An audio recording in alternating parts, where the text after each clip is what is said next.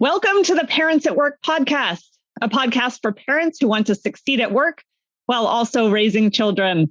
My name is Lori Mihalich-Levin. I'm a healthcare lawyer, founder of a program called Mindful Return that helps employers to retain their new parent top talent, and mama to two wonderful redheaded boys. I am joined today by my co-host and amazing husband, Jason Levin. Hey, Jason. Hi, Lori. It's such a pleasure to be Lori Mihalich-Levin's husband. Hi, Jason Levin. I founded Ready, Set, Launch LLC 10 years ago, where I help executives make career and retirement transitions, get the promotion, and grow their professional services practice. My upcoming book, Relationships to Infinity, The Art and Science of Keeping in Touch, will debut in January 2022. In this episode, we're picking up on our tradition of interviewing moms and then dads in different professional roles. We just interviewed two amazing CEO moms, and you can catch that episode on all the places where you find this podcast. And today we're moving on to talk to two dads who are also CEOs. So we are lucky to have Bob Spagnoletti. He serves as the Chief Executive Officer of the District of Columbia Bar, the largest integrated bar in the United States with more than 110,000 members practicing in all 50 states and more than 80 countries. Bob also serves as the Executive Vice President of the DC Bar Pro Bono Center, an independent 501c3 affiliate of the DC Bar. The Pro Bono Center recruits, trains, and mobilizes volunteer attorneys to take pro bono cases serving individuals living in poverty who are at risk of losing their homes, their livelihoods, and their families. Bob and his husband, Bernard, have been together for 20 years and have two boys, Hunter and Anthony, and one grandson. Welcome, Bob. It's good to have you here today. Thanks, Lori. Thanks, Jason. It's great to be with you. Yeah. And as a longtime proud member of the DC Bar, I'm also excited that that is where you're hailing from. And we're very thankful for you continuing to pay your license fees every year. Thank you very much. You're welcome. I'm diligent about that. Absolutely. Wouldn't want that one to lapse. Also joining us today, we are honored to have Charles Bonello. Charlie is the co-founder and CEO of Vivvi, a provider of childcare and early education for children of all ages. With programs across the country, including on-campus, in-home, in-office, and virtual tutoring, Vivvi partners with employers of all different sizes to make childcare more accessible and affordable, providing parents with peace of mind while allowing employers the most powerful tool for recruiting, retention, and productivity. Prior to this, Charlie co-founded Grand Central Tech and was a venture partner at RTP Ventures. He's a graduate of Tufts University and currently resides in New York with his wife and their three children. Charlie, welcome, and really good to have you here today. Thank you so much for having me. I'm so excited for this conversation to spend some time together. Great. And, just reading your bio, I wish that I had accessible, affordable childcare. We live in DC where that's not really a reality. So really excited about your mission. Okay, so the first thing that we always do on the Parents at Work podcast is ask our guests to tell us about your respective working parent stories. So Bob, I'd love to turn to you first. Just ask you to tell us the story of your working parent life. That's an interesting question. So Bernard and I were a same-sex relationship, and we have two kids at the moment. And I say at the moment is because we've had other kids as well. My older son, Hunter, who's now 27, came to us as a foster child through the DC abuse and neglect system. And we got him when he was 3 months old. And I was working full-time at that point as an assistant United States attorney here in DC. And we had committed to becoming foster parents to kids with the idea that maybe one of those kids would be eligible for adoption. So this is back in the mid-90s when it was very unusual for same-sex couples to do flat-out adoptions. But this was one way to kind of get around that, was to become a foster parent. And then hopefully it became an adoption, which is exactly what happened with Hunter. So we got Hunter at 3 months old. We relied on other childcare so I could go to trial every day in the courthouses downtown. But then after Hunter, we had other foster kids as well for the next 5 or 6 years. All of those kids wound up being reunified with their families. Then several years later, we did a straight adoption for Anthony, who is now 13 years old. So there are 14 years difference between our older son and our younger son. And during that time period, I am an average age dad for Hunter. I'm kind of an old dad for Anthony. So much so that occasionally one of his friends will say, "Is that your grandfather here to pick you up?" But the entire time, of course, I've been working throughout. And Bernard is a teacher. He's a preschool special ed teacher. So he worked in DC public schools for a long period of time, and now he's in a small private school. And he took off time when we had Anthony, but did not take off time otherwise. So we relied on various and sundry childcare for Hunter when he was little, and then also for the foster kids who wound up getting reunified. When we got Hunter as a foster child, I was an assistant U.S. attorney, which was sort of a very heavy trial schedule. And so that was crazy, but we made it work. And then I wound up becoming the attorney general for the District of Columbia in 2003. And I was held that position for 4 years.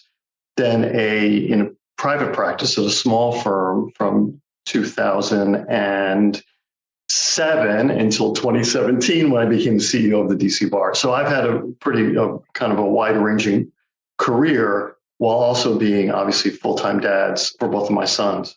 I've been, interestingly enough, when I was interviewed for the CEO of the DC Bar, they had a recruiter at the time who was doing all kinds of basic interviewing and testing and everything else. And they said, describe yourself in 3 words. And I picked, dad. And then I couldn't find the other 2. Literally, I could not think of 2 other words to describe myself. But that, I think, is the sum and substance of sort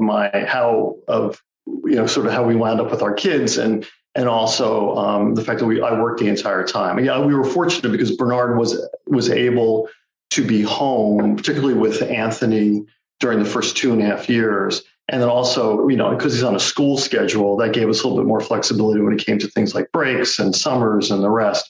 Whereas I kind of worked throughout. I'll leave it at there.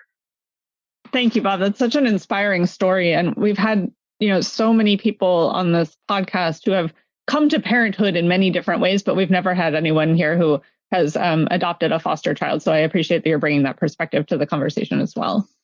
Charlie, over to you. Let's hear your working parent story. Oh, man. I'm in the unique and very fortunate position to have started a childcare company before I had children. So some might call it good planning. I call it a stroke of good fortune on my side. And so the thread that you're going to hear from me across the board is really gratitude for having the opportunities that we've had, right? For me, and I think my story is intertwined with Vivvi's just inextricably at this point, given how salient the topic is to our discussion, right? For me, the story of Vivvi really started about 8 years ago when I co-founded my last company, and I saw firsthand the impact that childcare had on working families and on their employers, particularly working moms. And it was like, we grew to 1,000 people, and it was like once a week, somebody would come into my office and say, I'm pregnant, or my wife's pregnant, or my partner's pregnant, or we just hired somebody with a child. We just adopted a child. Is there any childcare around here? And you just saw the downward spiral that happened. People couldn't find childcare that was accessible, affordable, and something that they felt comfortable using. And that's really a nationwide issue. For me, having seen that and having tried to solve a problem from an HR process perspective, which really meant going out and talking to all the vendors across marketplaces, on-site providers, et cetera, and not finding anything that really served that need for families, is diving in and really getting our hands dirty to make it happen.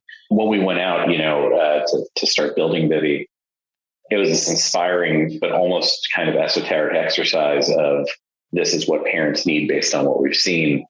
And then the babies come, and it's just like, I don't know if you ever see that. I forget what movie it is, but it's like all in black and white, and then you sneeze, it goes into color. That's what I would like in being like a prospective parent to an actual parent too. And so look, we were very fortunate to have access to exceptional childcare, but it's still tough, right? And my wife is a nurse. So this all happened at the same time as COVID. She's working 7 a.m. to 7 p.m., which is really like 6 a.m. to 9 p.m.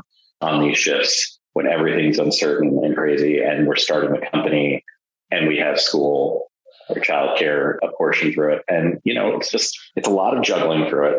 And what was particularly inspiring throughout it was that kind of mission-driven focus on, I'm one of the lucky ones, right? And to be able to serve families in need of childcare at such a desperate time is what set us all on fire and allowed us to go out there and continue driving our programs, not just in our schools, but also now an omni-channel approach where we're serving families in their homes. So the DMV area is a big area of focus for us for all the reasons that you all mentioned, right? Boston's a big area for all the reasons that you mentioned.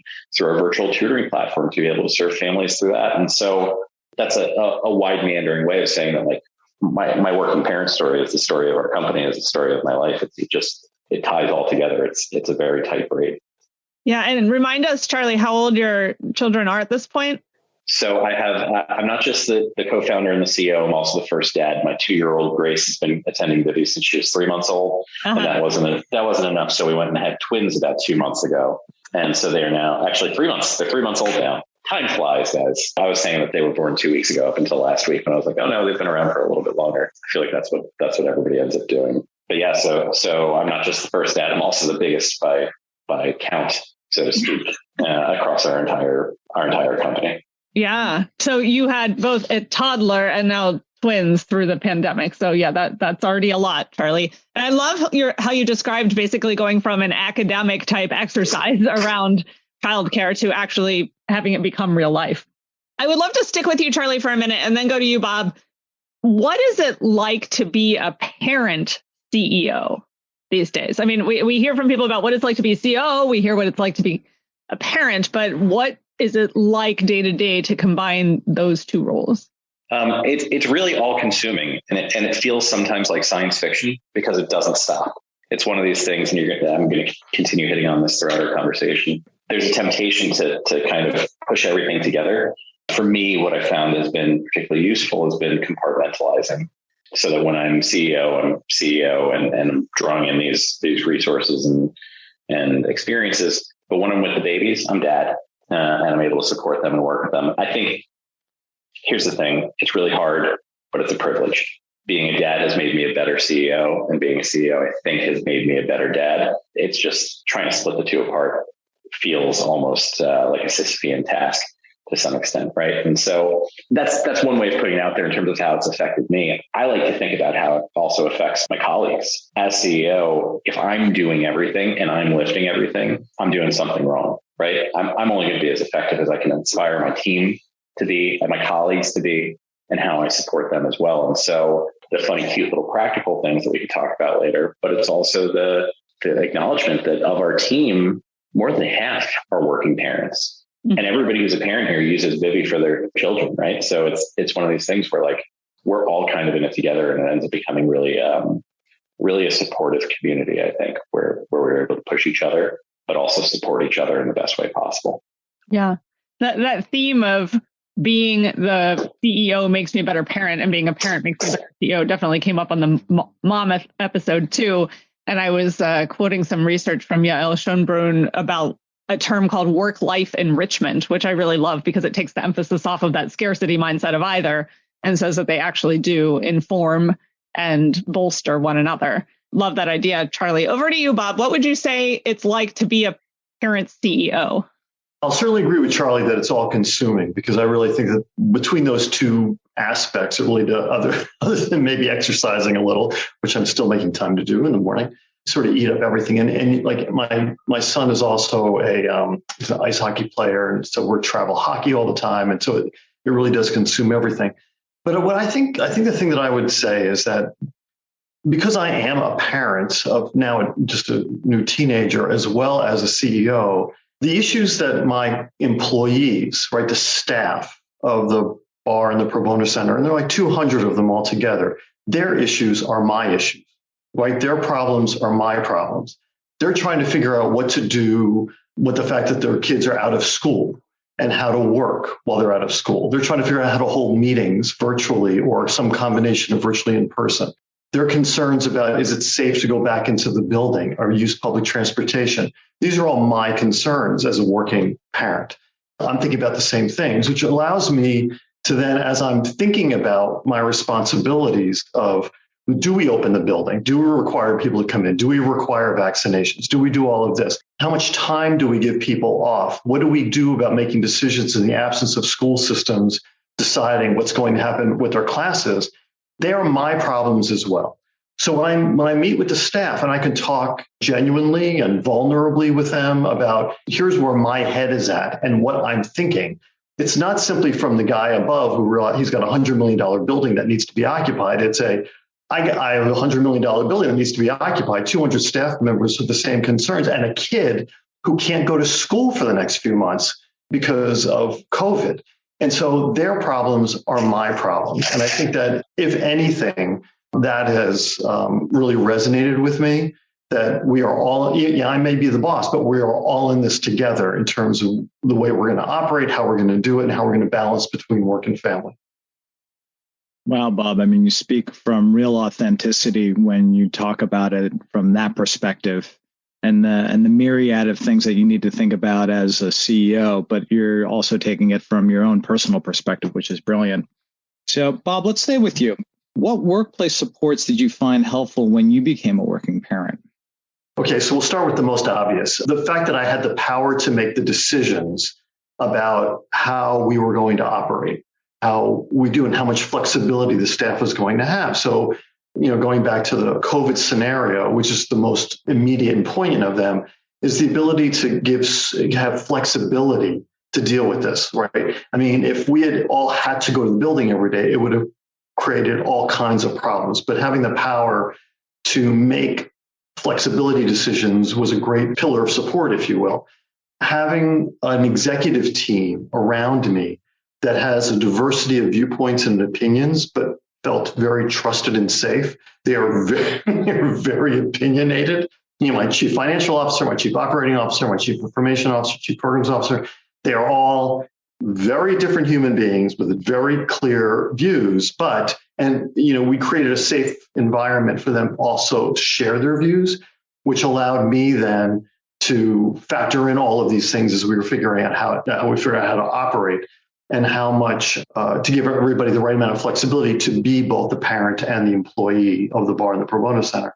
And then, of course, there was a lot of community reliance, right? So I think that, going back to the hockey example, the fact that one of Anthony's best friends is also on his hockey team allowed me to rely on things like them taking him back and forth to practice in a safe environment, sharing travel experiences, and the rest allowed us to do it. And also provided me with some free time. So, for example, if I needed to be available for Anthony to do something school-wise or for my older son for some reason, and I needed then to work later in the evening, I could rely on one of these other friends to help support those functions. And, you mentioned in the beginning, I did become a grandfather last year, and my older son lives in Worcester, Massachusetts, but the maternal grandmother, my grandson, lives in Worcester as well. So she's provided a great amount of support for them, which took a little bit of burden off of me to do it as well. So I think that, it's colleagues at work.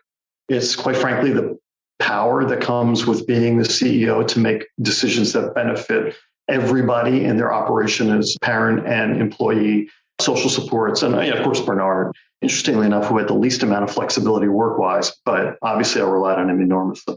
That's brilliant. And I love how you're taking everybody's viewpoints genuinely, and also the way you talk about flexibility and understand how important that really is. So good for you, Bob. Charlie, on to you. Same question. What workplace supports did you find particularly helpful as you became a working parent? Yeah, it's a great question. And Bob, fantastic answers on your front. It's really inspiring to hear. Look, for us, we're a childcare company. And so we eat our own cooking. We offer free childcare to all of our employees. And I can't think of anything that's been more impactful than that for myself. And that is huge, Charlie. Huge. Like people flocking to go run for you. Gigantic.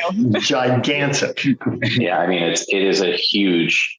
It's the most effective recruiting, retention, and productivity tool in existence. And so I take advantage of it. And so I call it self-serving.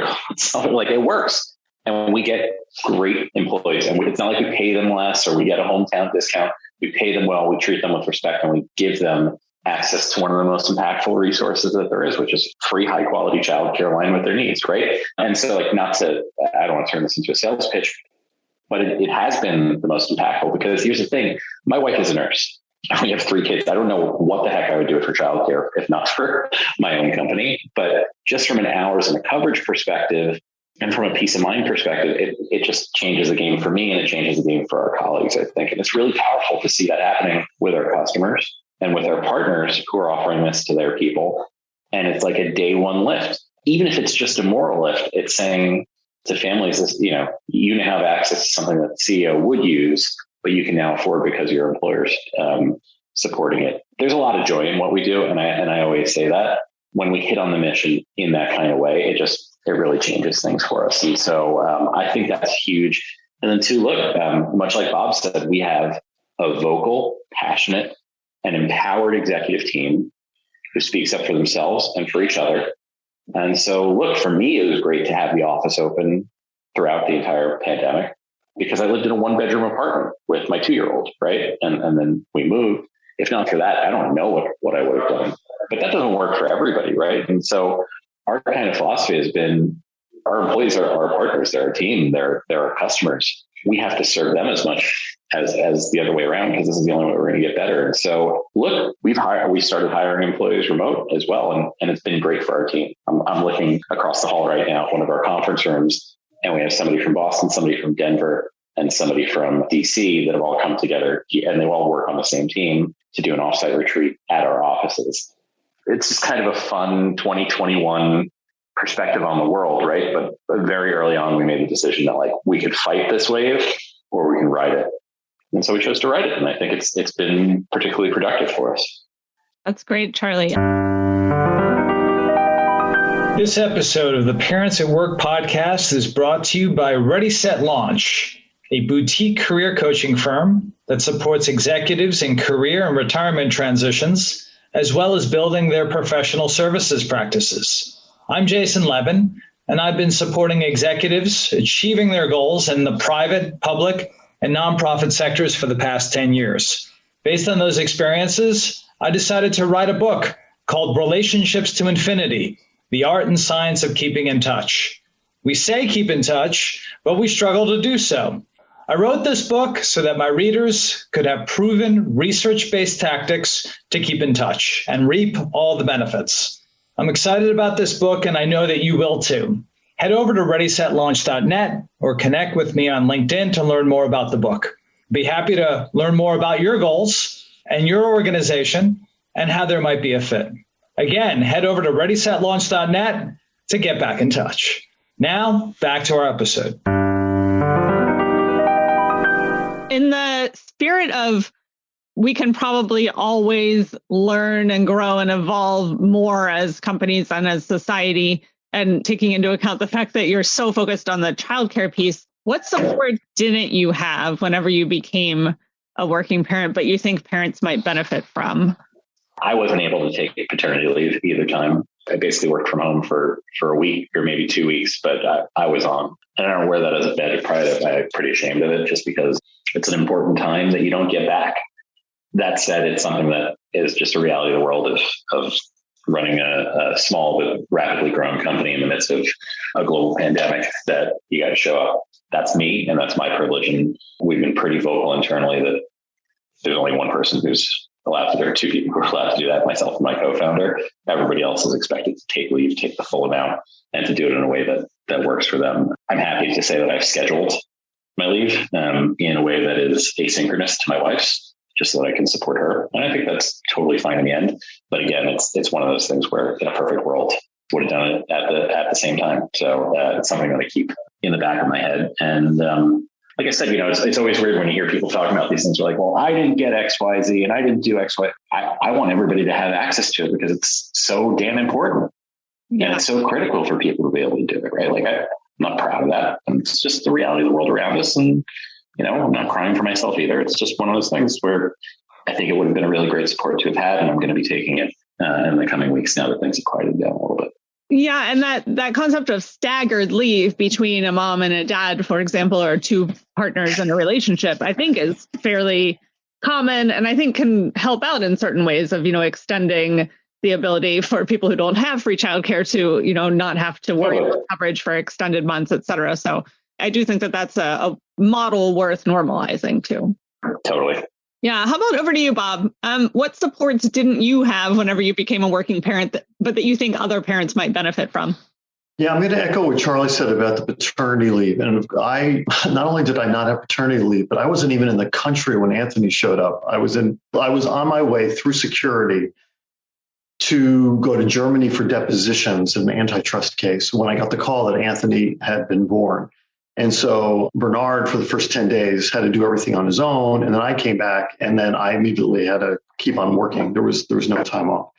So we, at the DC bar, we have now I was at a firm at the time, not at the bar, but we now have a policy that allows moms and dads and adoptive parents and everybody to take lots of time off afterwards. And we are really sort of like Charlie, insistent that you do so. Well, I'm proud to say our folks do in fact take advantage of that opportunity, because I think it really is critically important, especially in the beginning when you're bonding with your kids. I want to say that at least in my own case, the other support that we didn't have, neither Bernard nor I had, that I'm mindful of for the employees themselves, is that so many people rely on their parents or the grandparents of the kids to help, particularly in the beginning time period. Quite frankly, even all the way through elementary school, whether it's babysitting or grandparents' day or helping out in school and the rest. And my folks are in New Jersey and they're older.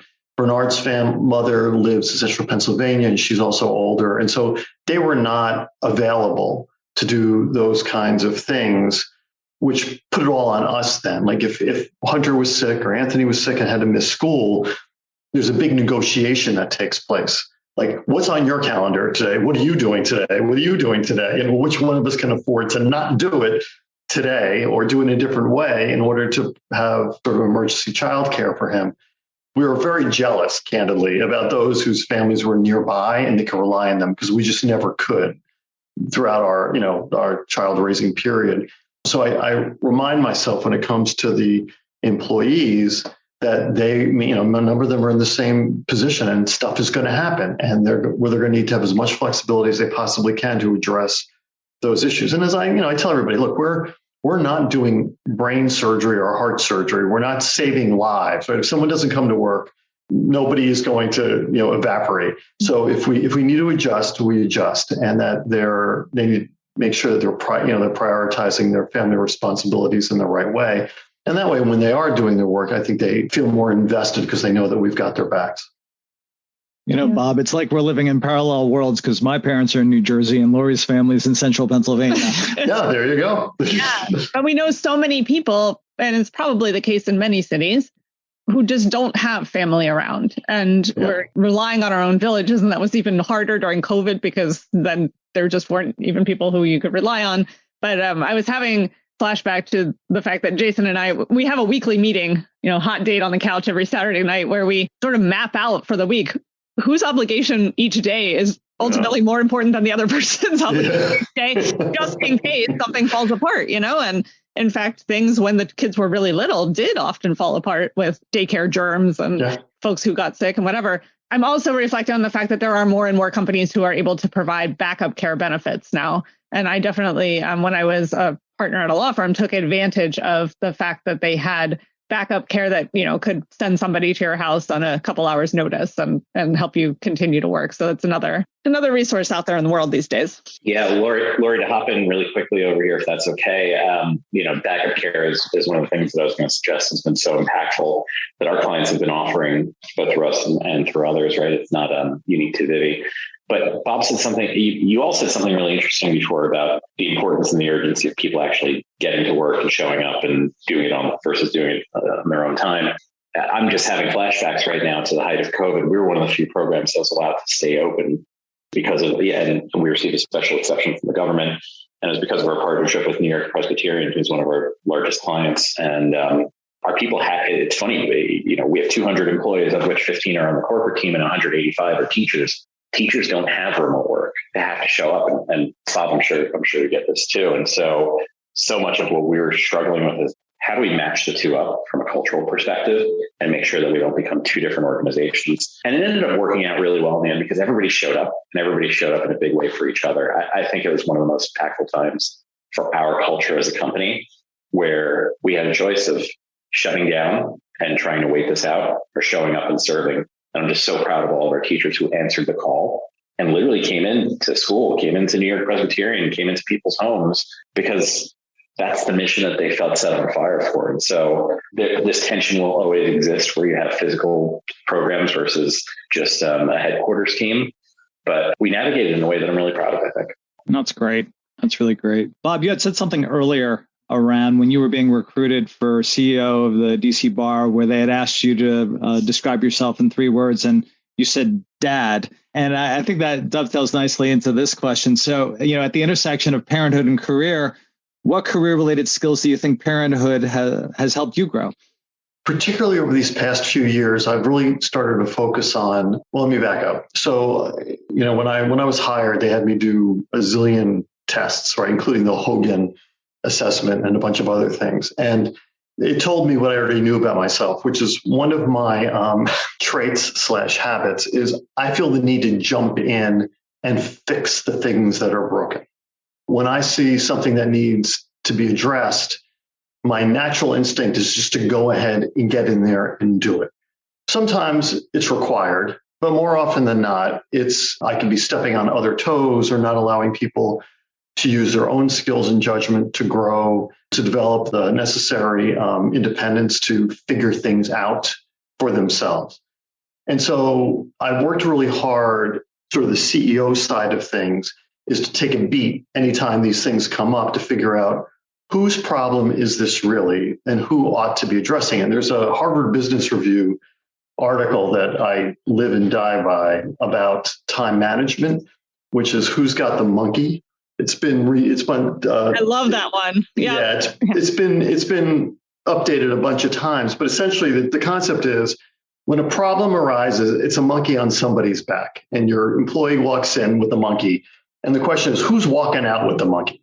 Like, is the monkey staying in your office with you, or is it walking out with them? Like, who owns the monkey? And so it's taken me a long time, and I talked to the staff about this too, like who owns the monkey. To make sure that, the care and feeding of that monkey is in the hands of the person who really ought to be caring for and feeding the monkey, and how often that monkey needs to be cared for and fed. And that is translated over, interestingly enough, into some of my parenting with my son. And I'll just he's not a virtual learner. And so last year, which was 7th grade for him, was miserable, like beyond miserable, because he's a social person. He needs to be with other people. And I realized quickly in the beginning of his school year that there was no learning that was actually taking place. So I moved him out from his room into the living room where I was working virtually.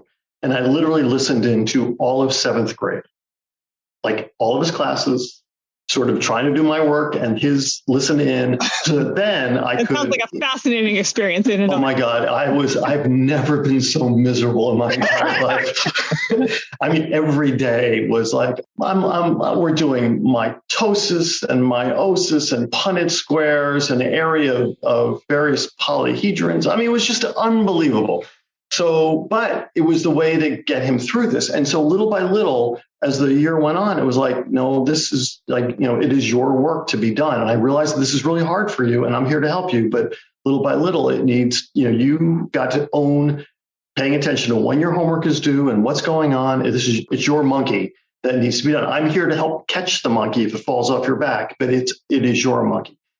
And now that he started 8th grade in person, a lot of that stuff, a lot of the, you are responsible, you need to take care of it all yourself, has played out. And so he just finished the first quarter at parent-teacher conferences, and they're talking about, he never misses a homework assignment, and he always participates in class. Like, the difference between being virtual and being in person was enormous. But I also think it had a lot to do with the fact that, as miserable as it was, and I've used that word now 9 times, but it was miserable, of just doing what I do essentially with the staff, which is who owns this issue? Like, who's the best place to actually address it? And do you really need the CEO to weigh in here on what's going on? Not to say that I don't have a role in all this. I may very well, but so I think that I literally have this vision each time when these things come up. Okay, there's this monkey now right here.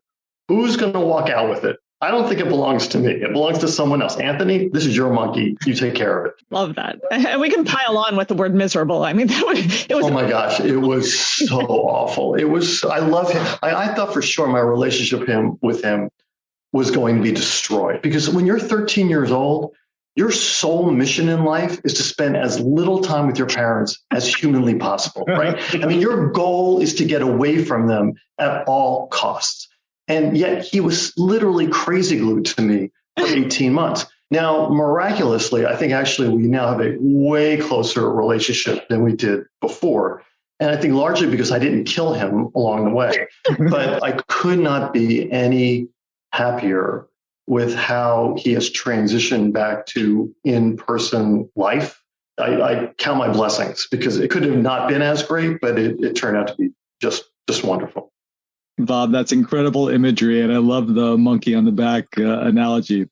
And congratulations that you and your son are still talking to each other and love each other. Yeah, there's a little teenage snark in there, of course, but he is still talking to me. That's good. And we'll link in show notes to the HBR article that you're mentioning. Charlie, same question. What career-related skills do you think Parenthood has helped you grow? It's such a great question. And it's also interesting because Bob and I are different ends of the spectrum in terms of where our kids are in their life. For me, I think it all comes down to communication. You ever try to get a 2-year-old to do anything that they don't want to do, like wear a red shirt if they want to wear a yellow shirt? It's almost like this Nirvana type thing. You've got to kill your ego and focus on the other person and the outcomes that you want to have happen from it. And for me, I always found that so powerful. We've got to get her in the car seat because we've got to drive and miss traffic, or I'm not going to get into work by 11 o'clock in the morning. I can give her a Kit Kat bar and be dad of the year. I'm saying that sarcastically too. I could, force her in there and listen to her cry for 3 hours, or I could talk to her about it and figure out, where do we meet in the middle on this and how do we achieve that? And inevitably sometimes I slip and give her a Kit Kat bar. But for the most part, it's just kind of a discussion of, oh, why don't you want to go? It's because you're going to miss mommy.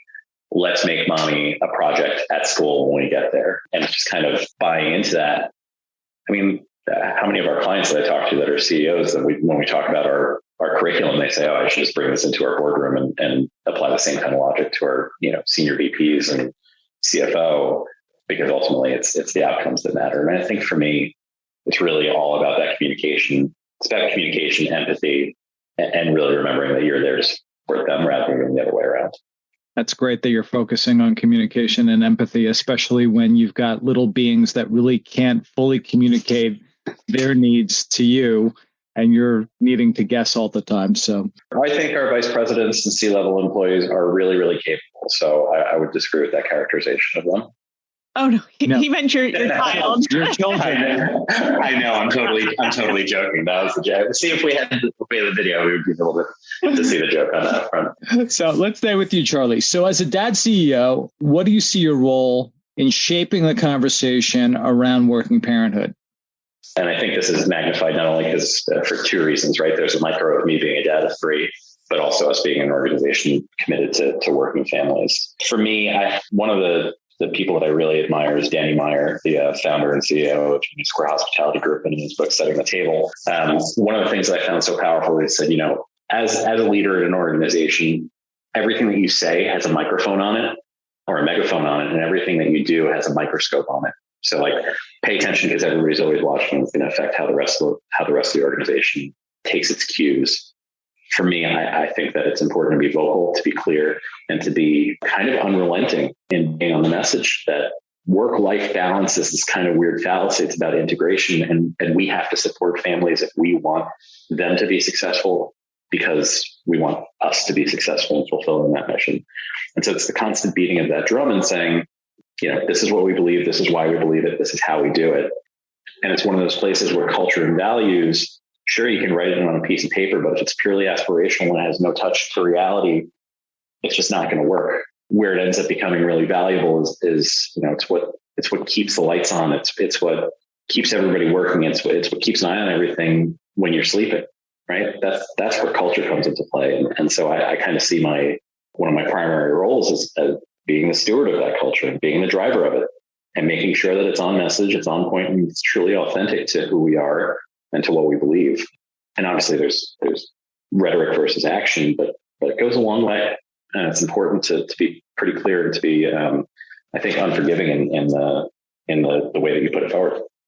I like how you bring the megaphone to such an important topic. Good for you, Charlie. Bob, to you, same question. As a dad CEO, what do you see your role in shaping the conversation around working parenthood? So I agree with Charlie that you can't this is not just sort of write down policies and then stick them in an employee handbook someplace. You have to actually live it. Your staff, your colleagues need to see you living it in a way that demonstrates that you are really committed to the importance of family, to the importance of the work-life integration Charlie mentioned. And there are ways to do this, right? So there are really, besides writing down policies, there are really concrete ways. For example, even if I'm working into the evening, and I do, I don't send any emails to anybody I may type the emails out, but I delay the delivery until the following morning. Because I know that if they get an email from me at 8 or 9 o'clock at night, someone's going to feel, even though I tell them you don't need to respond to it, someone's going to feel compelled because the CEO sent me an email. So I delay it. If you're on leave, if you're on vacation, I send you no emails during that time period. I just delay them until you're back. Yeah, I may, so I don't forget, because I will forget because I'm old, to actually put the thing down in writing, but I will. That's one example. I talk to everybody at every all-staff meeting about the need to take leave. Like we give lots, we're very generous with our leave policies. And that the managers, when you are on leave, ought not to be communicating with you at all during that time period. So you don't feel compelled to be monitoring your emails and you can't completely disconnect or unplug.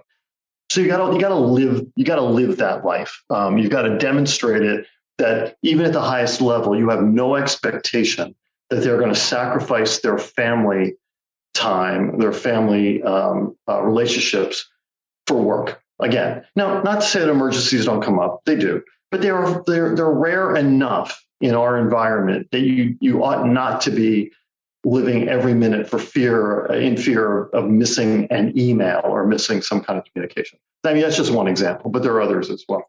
I think the other thing that I can do in really helping to shape the conversation is to be open and vulnerable about it. So I talk to them about my anxieties, particularly when it comes to things like, going back into the building and changing, moving from remote work to hybrid work and how much flexibility people are going to need and the rest. And I talk about it with them. Like I give them examples out of my own life experience so that they know that, as I said in the beginning, their issues are my issues. We're not making decisions in a vacuum. We're not making them disconnected to their life experiences. And we have all these competing interests in terms of serving our members and board of governors and, financial obligations and the rest. But they understand what we're thinking of is exactly the same things that they're thinking of, and providing them a channel to get their thoughts and views to me. And one of the ways that we do that is that we have an intranet site where we have an anonymous a feature where you can send me an anonymous and confidential comment or questions, and I address every single one of them at the all staff meetings, which are every 2 weeks. And so you could send me a note about anything, and they do. Boy, do they.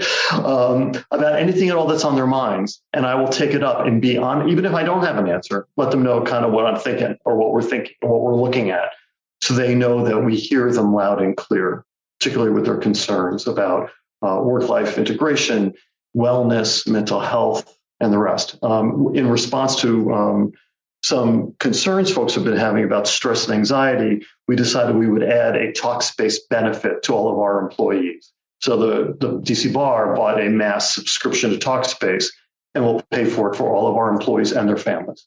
So that's one example of how we can respond by listening. That modeling is so important that you described, Bob, and I love the communication loop there too. Sadly, we are getting toward the end of this conversation and we do need to wrap up. And every Parents at Work episode, we end with 3 rapid fire questions. So Bob, I'll stick with you and then we'll turn to you, Charlie. Okay, your 3 questions are, what is your number 1 best piece of advice for navigating life as a working parent? Your number 1 book and your number 1 piece of technology. So advice, book, and technology. Oh my gosh. Number 1, cut yourself a break. You're not infallible. You're going to make mistakes. Deal with it. My number one book, anything on Audible that's not related to work. Seriously, do it when you're walking the dog, when you're driving. It is I know I do like 3 or 4 of these books a week. It just makes my life so much better. And my number one piece of technology, Audible. I love it. Excellent. Thank you, Bob. And over to you, Charlie. Number one piece of advice, number one book, number one piece of technology. Piece of advice, everything is really messy and you're going to be just fine. Everything is hard in the moment. People have done this before. You're going to do it again. And you're doing the best that you can. Number one book, I'm going to throw you a curveball on this. My favorite book around this is really The Pout Fish, which is what I read with all my kids seemingly multiple times every night. Sorry, a little story. Say the name again, Charlie. I didn't catch it. The Pout Fish. It's a children's book. So it's one of our favorite goodnight books with the babies. And I don't think I've had the opportunity to read a full book in 2 years since whenever Grace was born. So this is where I pull it in. And then my favorite piece of technology, look, for me, and this is kind of an overarching theme, knowing yourself and what's important to you is great. For me, the way that I'm able to compartmentalize is by naming my anxieties and nailing them. And so for me, the 2 most important things that I've been able to use so far have been Nanit, which is a camera over your crib or over the bassinets that let you really just monitor the child, whether it's Wi-Fi enabled. So if you're at home, if I'm at the office or whatever, I can always check it. And then 2, the snoo, which has been a lifesaver for us to get these babies to sleep. Awesome. Yeah, I wish things like the snoo and the Cradlewise crib had existed when our children were small, but alas, we did it manually. Thank you so much, Charlie. Thank you so much, Bob. This has been a wonderful conversation. Really enjoyed having you here today and appreciate your willingness to be open and vulnerable and vocal about parenthood as a CEO. Thank you so much for having us. And thank you for all the important, incredible work that you guys are doing on behalf of parents everywhere. Indeed. Thanks so much, Jason. Thanks, Lori. Yeah, absolutely. Thanks to everybody who listened today. If you enjoyed this episode and think that it would be helpful to any of your working parent friends or colleagues, please forward it along and go ahead and leave us a quick review on any of the places that you find the Parents at Work podcast. Stay tuned for our next episodes, and we look forward to talking to you then.